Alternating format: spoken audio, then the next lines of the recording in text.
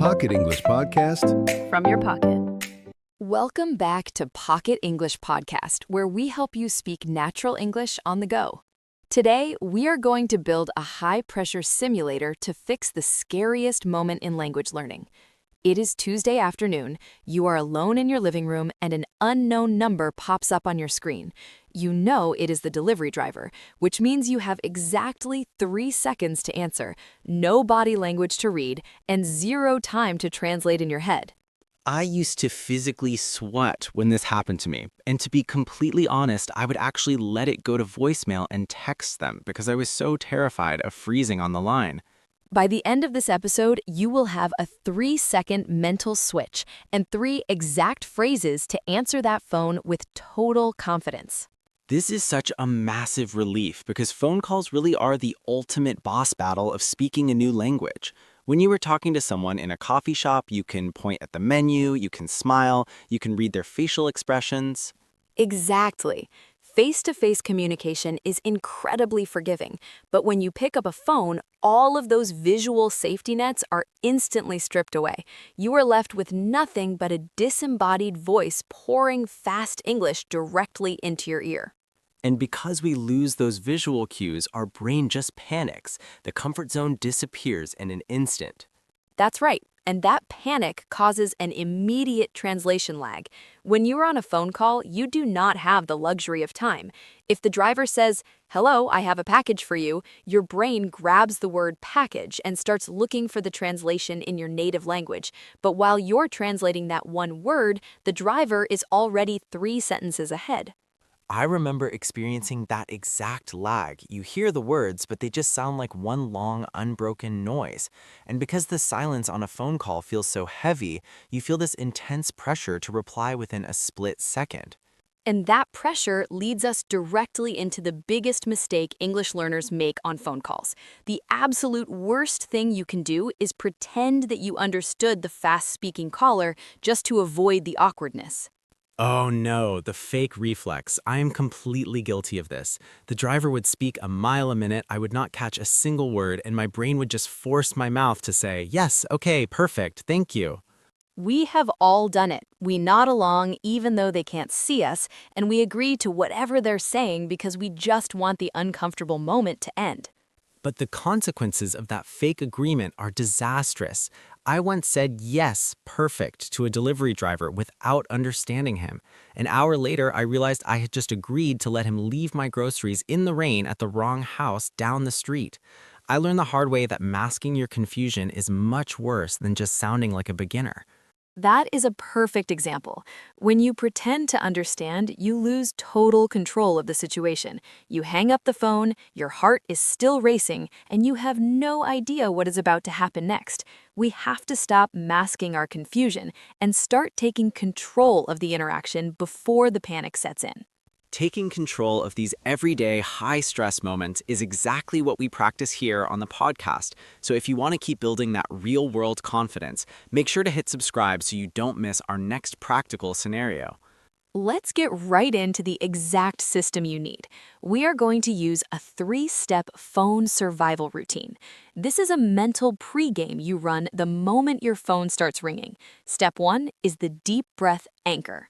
Wait. Literally just breathing? How does taking a breath actually help with English vocabulary? It's not about vocabulary at this stage, it's about biology. When the phone rings, your body enters a fight or flight response.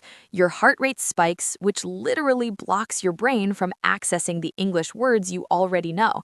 So when the phone rings, don't answer it on the first ring.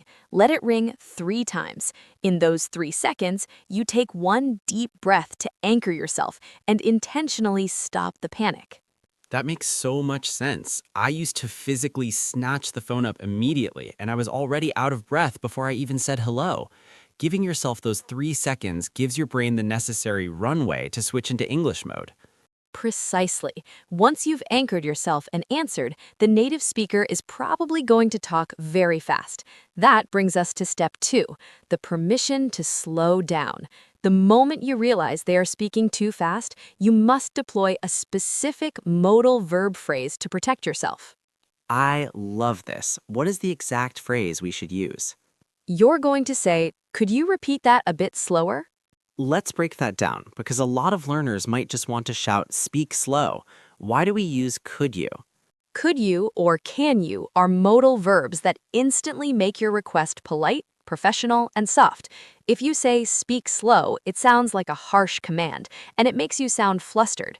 But when you ask, could you repeat that a bit slower, you instantly sound in control.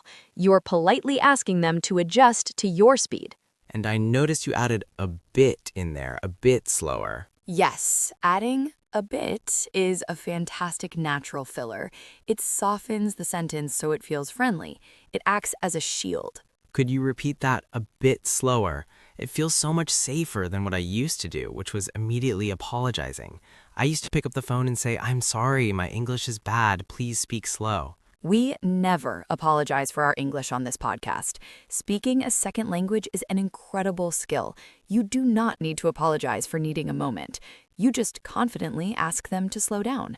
That takes us to step 3, the 3-word action response. Okay, so they have repeated themselves slowly. I finally understand what they need. Now I have to talk back. This is where I usually freeze again, trying to build a perfect sentence. That is the trap. You do not need to construct a beautiful, grammatically complex sentence to get your pizza or your package. You just need a short action response. Native speakers are remarkably lazy with their daily language. Give me a real-world example. Let us say the driver is downstairs waiting with my food. You only need 4 words. I'll be right down.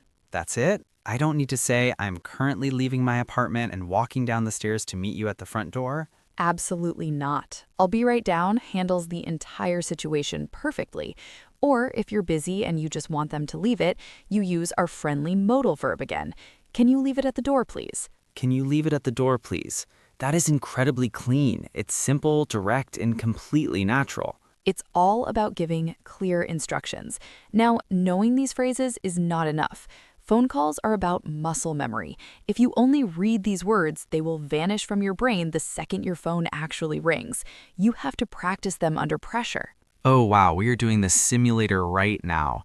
Listeners, wherever you are, whether you're walking your dog, driving, or washing dishes, get ready to actually speak out loud. I'm going to play the role of the fast-speaking delivery driver. I will make the ringing sound. You, the listener, need to take your deep breath and then say out loud, could you repeat that a bit slower? Don't just think the phrase in your head. The magic happens when you physically say it out loud. Feel the muscles in your mouth forming the words. Here we go. Ring, ring. Ring, ring. Hello, this is Dave with your delivery. I'm parked out front, but the gate is locked. Do you have a code, or should I just leave it by the main road? This is your turn, listeners. Say it right now. Could you repeat that a bit slower? Excellent. Let's run it again. Imagine the phone is in your hand. Feel the slight panic. Take your breath and push the freeze out. Ring, ring. Ring, ring. Hey, I have a package for you, but I can't find the entrance to your complex. Are you in the north building or the south building today? Say it with me this time. Could you repeat that a bit slower? Great job. Notice how saying that instantly puts you in the driver's seat. You're not a victim of their fast English. You are directing the flow of the conversation. I can feel the tension dropping just by having that phrase ready. It's like carrying an umbrella. You feel safe just knowing you have it. Now let's practice the action responses.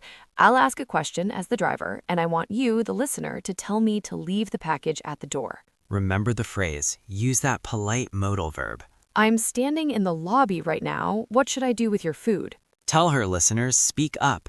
Can you leave it at the door, please? Let's try the other response. Tell the driver you are coming downstairs to meet them. Hi, I'm waiting outside your building with your delivery. Your turn. Say it out loud. I'll be right down. See how much power those simple phrases give you? You completely directed the conversation without using a single complicated grammar structure. Exactly. You stopped the panic, you slowed the native speaker down, and you gave a clear instruction. That's absolute fluency, even if you only used 10 words total during the entire phone call. I love this framework because it proves that being a confident English speaker isn't about knowing every single word in the dictionary. It's really just about knowing how to manage the moment when you feel stuck. Learning to manage these high-pressure moments is a highly trainable skill. It's not a natural talent you're born with. You just have to start small and build the habit. And we want to hear about your experiences. Have you ever ignored a phone call because you were afraid to speak English? Tell us your story in the comments so we know we're not alone in this. I will definitely be reading them because, like I confessed earlier, I was the absolute king of avoiding phone calls. Let us support each other in the comments. Before we go, your exact next step for today, write, "Could you repeat that a bit slower?" on a sticky note and put it on the back of your phone case.